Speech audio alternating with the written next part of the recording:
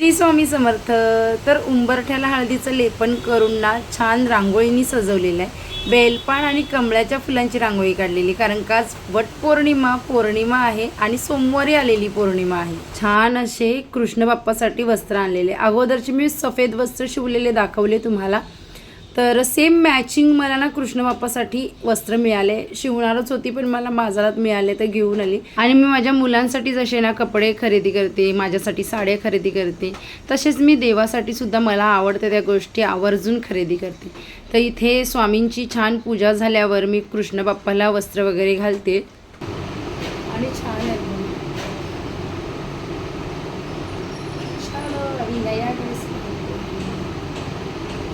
स्त्रियांना फार आवडतं हे सगळं. तर का व्हॉइस ओव्हर करते हे समजलं असेल. ॲक्च्युली मी पूजा तर करत होती, कॅमेरा चालू होता आणि जो खर आवाज येतो ना तो जास्त प्रमाणात येत होता. त्यामुळे मी विचार केला का सगळं म्यूट करते आणि व्हॉइस ओव्हरच करते. मस्तपैकी कृष्ण बाप्पाची पूजा केली.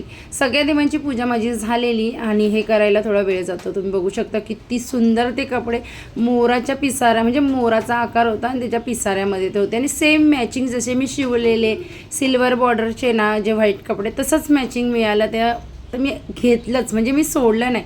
मला जी गोष्ट आवडते ना तर ती मला माझ्या बजेटमध्ये असेल तर मी घेऊन टाकते, कारण का नेक्स्ट टाईम ती मिळेल का ह्याची गॅरंटी नसते. तर सुंदर देवघर सजवलं अशा प्रकारे, छान वाटत होतं. त्यानंतर ना विचार केला नव्हता पण ह्यांना भाडं मिळालं कल्याणचं आणि यांनी फुलं आणली. खरंच मला विचार पडलेला का फुलं महाग मिळतील इकडे वगैरे. हे बोलले मी सकाळी आणतो, पण नंतर त्यांना भाडं मिळालं तर ते गेले आणि त्यांनी घेऊन आले. हे न सांगता आणलेले गुलाब आहेत. वेणीसुद्धा मी सांगितली नव्हती, त्याने आणली आवडीने आणि गजरे तर भरपूर आणलेले. जिथे मी विचार करत होती का आज देवाला काय वाहू फुलं वगैरे, तर तिथे अशी एवढी फुलं मिळाली. म्हणजे असं असतं, ते देव त्यांचं सगळं करून घेतात. त्यानंतर पूजेची थाली आहे ती सजवली, ओटी, त्याचबरोबर वाण वगैरे जे आपण वाहतो, विड्याचं पान वगैरे, देवाला दूध वगैरे जे काही म्हणजे घेतो ताटामध्ये, साखर, ते सगळं घेतलेलं. आणि जे वाण देतो ना आपण वडाच्या पानावर, ते सगळं अशा प्रकारे मी पिशवीमध्येच पॅक करून घेते जेणेकरून पटकन देता येईल. आणि अशा प्रकारे 5 वाण देण्यासाठी बायकांना आणि 1 वाण सावित्री मातेला वडाच्या झाडाच्या इथे ठेवण्यासाठी, असं सगळं भरून घेतलं व्यवस्थितपणे. हे करताना खूप वेळ गेला माझा. श्री स्वामी समर्थ. सर्वांना नमस्कार. तर ना माझी पूजा झाली, मी दाखवलेली आहे. खूप गडबड चालू आहे. मस्त सुंदर तयारी केलेली आहे आणि ही साडी लावलेली आहे. हे आम्ही मॅचिंग साड्या घेतल्या जाईल, खूप छान वाटते. आणि ब्लाऊज मी शिवलंय, रात्रीपर्यंत शिवत होती. ब्लाऊज मी रात्रीपर्यंत शिवत होती ना. थोडे हात शॉर्ट झाले पण जाऊ ओके. तर असं छान वाटतं. हे स्वामी बघा मस्त तयारी केली. हे सगळं करताना खूप उशीर झाला, आम्हाला जायला उशीर झाला. आपल्या स्वामींची कृष्णा बाप्पाची अशी तयारी केली. स्वामींना हार बनवला नाही, नंतर येऊन बनवते. हा आपला खोटा हार आहे, तो धुतलाय मी आता. ओलसर आहे, जरा सुकायला ठेवलाय. पण हे बघा मस्त. नंतर दरवर्षीप्रमाणे हे इथे झाडाजवळ मला घेऊन आले. जवळच झाड आहे पण हे दरवर्षी येतात माझ्याबरोबर पहिल्यापासून. त्यानंतर इथे गणोबाप्पाची पहिले विडा आणि सुपारीवर पूजा केली. त्यानंतर सावित्री मातेची ओटी भरली, वडाच्या झाडाची पंचामृताने पूजा केली आणि महामृत्युंजय मंत्राचा जप करत इथे वडाला प्रदक्षिणा घातली. महामृत्युंजय मंत्र म्हणजे ओम त्र्यंबकम यजामही सुगंधिम पुष्टिवर्धनम उर्वारुक्मे वंदनात मृत्योर्मोक्षी यमामृतात. कारण का आज जशी सावित्री मातेची पूजा करायची असते तसंच यमदेवाकडे प्रार्थना करायची असते का माझ्या नवऱ्याला उदंड आयुष्य दे, आणि अशीच काही पूजा करायची असते. तर इथे छान हे होते, श्रावणी होती आणि दरवर्षी हे असतात. त्यानंतर सगळ्या बायकांना हळद कुंकू दिलं, त्याचबरोबर वाणसुद्धा दिलं. आणि एक गोष्ट सांगते या वडाच्या झाडाची, इथे मी पूजा करायला येते. अगोदर हे वडाचं झाड अगदी छोटं होतं आणि तिथे ना वड, पिंपळ आणि औदुंबर अशी 3 झाडं आहेत. तेव्हा इथे कोणच पाया पडायला येत नव्हतं, कारण का 3 झाडं एकत्र आहेत. त्यामुळे बोलायचे का वडाची झाडाची पूजा करायची असते, पिंपळाची नसते करायची. तर मी तुम्हाला खरं सांगू, वड आणि पिंपळ ही 2 झाडं अशी आहेत का ही 24 तास ऑक्सिजन देतात. बाकी इतर झाडं ही ना फक्त दिवसा ऑक्सिजन देतात आणि रात्र झाल्यावर कार्बन डायऑक्साईड सोडतात, पण वड आणि पिंपळ 24 तास ऑक्सिजन देतात. त्यामुळे ह्या आपल्या ना आजूबाजूच्या परिसरात ही झाडं असली ना तर ते आपल्यासाठी चांगले आहेत. आणि झाडं ही नेहमीच चांगलीच असतात. तर झाडं लावावी. आणि तुम्ही बोलाल तू सांगते असं, तर तू कोणतं झाड लावलं आहे? मी ना सगळ्यांना वाण दिलं आणि माझ्या नवऱ्यालासुद्धा वाण दिलं. मी सुद्धा झाड लावलेलं आहे. तुम्हाला दाखवेल ते झाड छान मोठं झालेलं आहे आणि ते आज झाड 16 वर्षाचं झालेलं आहे. तुम्हाला मी दाखवेलच कधीतरी. त्यानंतर ना घरामध्ये तुळशीला आणि घरामध्ये देवांनासुद्धा वाण दिलं. 2 वाण काढलेले मी. आणि वाणमध्ये ना मी काळे मणी ठेवलेले, ते तुम्हाला आता मगाशी दाखवले. तर असं काय माझा सगळा दिवस होता सुंदर. आणि त्यानंतर संध्याकाळी पूजेची तयारी करून घेतलेली आहे सगळी. आणि मी सुद्धा मस्त साडी नेसलेली. मला दिवसापासून नेसायची होती, तर ही साडी सिंपल आणि हा मी ब्लाऊज शिवला. छान वाटतं. तर असं लुक आहे संध्याकाळचं. आज पौर्णिमा आहे म्हणून व्हाईट कलरची साडी. मला शुक्रवारची मी वैभवलक्ष्मी मातेची पूजा करते तेव्हासुद्धा व्हाईटच साडी नेसते. माझा फेवरेट रंग व्हाईट आहे. सगळ्यात आवडता रंग सफेद, ज्यामध्ये सगळे कलर मिक्स होतात. मी सुद्धा मस्तपैकी मेकअप केला आणि माझं फेवरेट गुलाब पिंक कलरचे. आणि मी आणले न सांगते.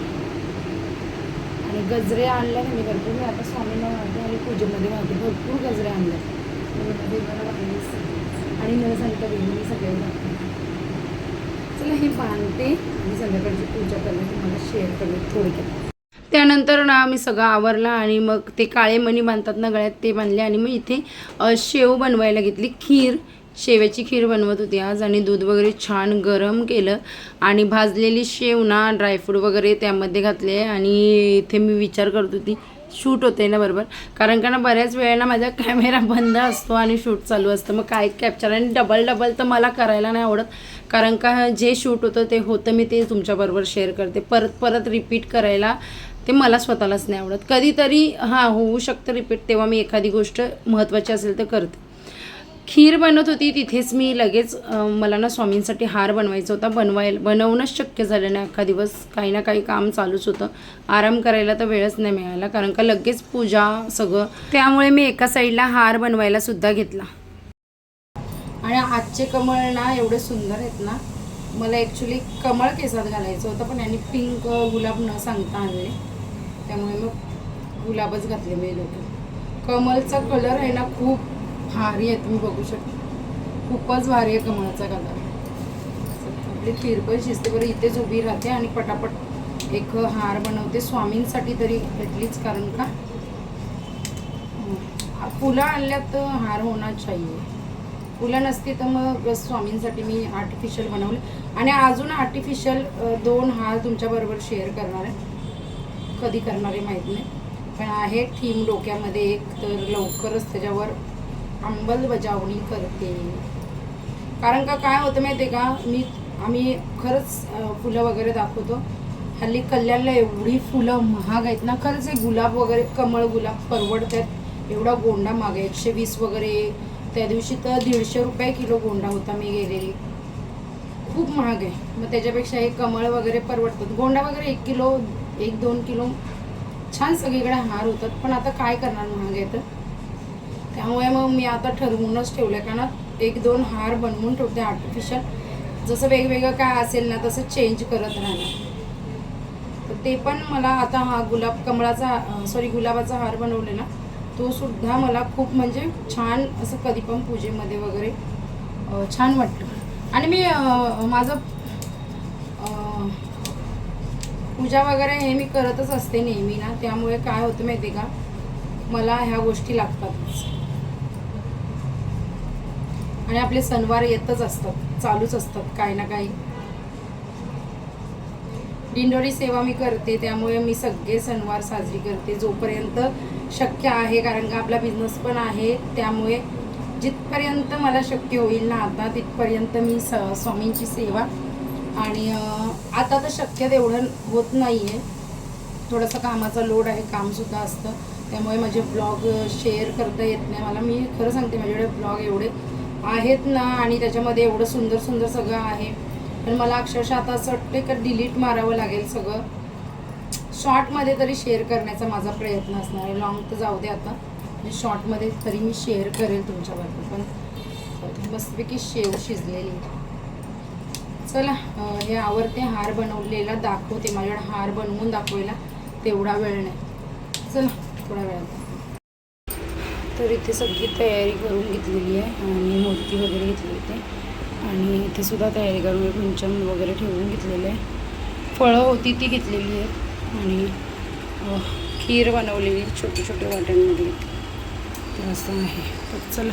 आणि हा मेन हार मी असा बनवला शॉर्टकटमध्ये. छान वाटतं आहे पण तो स्वामींच्या गळ्यात सिम्पल. आणि मी असं कधी करत नाही ना, तर मला इथे एक छोटंसं फूल द्यायचं होतं दत्तगुरूंच्या डोक्यावर. तर केलं मी फायनली. छान वाटतं. मस्त सिम्पलच बनवलं. नंतर अभिषेक वगैरे केलं. जी पूजा मी नेहमी शेअर करते तुमच्याबरोबर सेम पौर्णिमेच्या पूजेमध्ये मी लक्ष्मी मातेचा श्रीयंत्राचा अभिषेक करते पंचामृताने. षोडशोपचार अभिषेक करून कुंकुमार्चन सेवा आणि कुंचम सेवा हे दोन्ही पण करते आणि हे प्रत्येक पौर्णिमेला करते. आता छान पंचामृताचा स्नान केला, त्यानंतर हे गंधोदक स्नान आणि हे ना जे छोटंसं मी स्नान करण्यासाठी आणलेलं आहे, एवढं क्यूट आणि एवढं भारी वाटतं ना खरंच. म्हणजे ना हे सगळं मी जमवलेलं आहे थोडं थोडं थोडं करून. कधी कधी आवडतं तेव्हा जी गोष्ट मला दिसते ना बाजारात ती मी घेऊन येते आणि तिचा उपयोगसुद्धा करते पूजेमध्ये. आणि भरपूर साऱ्या गोष्टी माझ्याकडे जमा झालेल्या आहेत. म्हणजे एक तांब्या, जेव्हा माझं लग्न झालेलं तेव्हा मी एक तांब्या विकत घेतलेला 120 रुपयाचा. मला आत्ता आठवते अजून, म्हणजे इथे बसल्यावर आठवलं ते. आणि त्याच्यानंतर माझी जी सुरुवात झाली ना, तर A to Z भांडी जी देवाची तुम्हाला माझ्या व्हिडिओजमध्ये दिसतात किंवा कधीतरी शेअर करेल. या अगोदर माझ्या पहिल्या चॅनेलवर मी शेअर केलेली आणि आता त्याच्यामध्ये भरपूर सारा ॲड झालेला आहे. तर दाखवेलच तुम्हाला पुन्हा कधीतरी. खूप सारी देवाची भांडी मी खरेदी केलेली आहेत आणि छान वाटतं. म्हणजे असं हे नेहमी बोलायचे का आमच्या आजीचं ना पूर्ण पितळेचा संसार होता. आमच्याकडे तरी काहीच यांच्या आजीचं नाही आहे, पण ही पळी आहे ना अभिषेक करायची ती आली आहे आमच्याकडे आणि ती जुन्या काळातली आहे. पित्तळ आणि तांब्यामध्ये. मी शेअर करेल तुमच्याबरोबर कधीतरी, पण ती फक्त ह्यांच्या आजीच्या काळातली आहे. बाकी सगळं मी नवीन घेतलेलं आहे. तर हे नेहमी म्हणजे त्यांचं असतं का आमचं खूप सारा संसार होता जो पितळेचा होता. म्हणजे सगळा A to Z संसार पितळेचा होता आजीच्या काळामध्ये. नंतर जे ज्याच्या हातात मिळालं त्यांनी काय केलं त्यांचं त्यांना माहीत. पण आमच्याकडे ही पळी आलेली ती तुम्हाला दाखवेल कधीतरी. तर त्याचं मी देवाला अभिषेक करून, म्हणजे यांच्या आजीलासुद्धा कुठे असेल तिथे त्याचं पुण्य मिळेल, कारण का तिची ती पळी आहे. तिच्या पळीनेच मी सगळे अभिषेक वगैरे करत असते. मी अजून नवीन पळी आणलेली आणि एवढी जुनी आणि सुंदर पळी आहे ना, का आमच्याकडे काय पूजा असेल तेव्हा गुरुजी आले ना, सहसा मीच सगळ्या पूजा आत्ता करते, पण या अगोदर तेव्हा त्या गुरुजींना सुद्धा ही पळी फार आवडायची. आणि मी जेव्हापासून करते ना, म्हणजे दिंडोरीची सेवा जेव्हापासून करायला लागली तेव्हापासून सगळे अभिषेक पूजा वगैरे मी करायला लागली. स्टार्टिंगचे 2 ते 3 वर्ष मला सगळं शिकायला वगैरे लागलं, पण सगळं मी करायला लागली. दिंडोरी सेवा ही मी 2011-10च्या नंतर 10च्या एंडिंगला डिसेंबरपासून ते म्हणजे 10-11च्या स्टार्टिंगपासूनच करायला लागली. आणि शून्य होती तेव्हा मी एकसुद्धा स्तोत्रमंत्र येत नव्हतं. दादाच्या शिकवणीने दादानी मला शिकवलं बऱ्यापैकी आणि दिंडोरी सेवेने मला आता ना बऱ्यापैकी सगळं येतं. अभिषेक पूजा वगैरे करता येतं, सगळं येतं, ते मी शिकली. आणि याचा मला फार आनंद वाटतं का ह्या गोष्टी मी शिकले आयुष्यामध्ये. ते छान अभिषेक केलेलं पाणी आहे ते साईडला ठेवले आणि त्यानंतर मूर्ती मी तामणामध्ये घेतलेली आणि आता मी कुंकुमार्चन सेवा करते. हा पुस्तकसुद्धा दिंडोरीचंच आहे. छान कुंकुमार्चनची पूजा केल्यावर इथे मस्तपैकी कुंचम सेवा केली आणि सगळी मांडणी तुम्ही बघू शकता. खूप सुंदर, खूप सुंदर. तर अशा प्रकारे मला सेवा करायला आवडतं. त्यानंतर षोडशोपचार पूजेमध्ये जी पूजा आपण जसं करत जातो तशी एक एक स्टेप केलेली आहे. इथे षोडशोपचार पूजा मी केलेली आहे. दिंडोरी प्रणीत षोडशोपचार पूजा ह्या पुस्तकातनंच. आता ते पाठ झालेलं मला. हे मी करते आहे. सगळ्या देवांना गुलाबाची फुलं वाहते. मी लक्ष्मीमातेवर वाहत होती तर विचार केला सगळ्या देवांना वाहते. त्यानंतर आरती केली. तर आरती करून झाल्यावर अशा प्रकारे पूजा मी आत्ताच केली आहे. तुम्हाला बॅकसाईडनी पण दाखवते.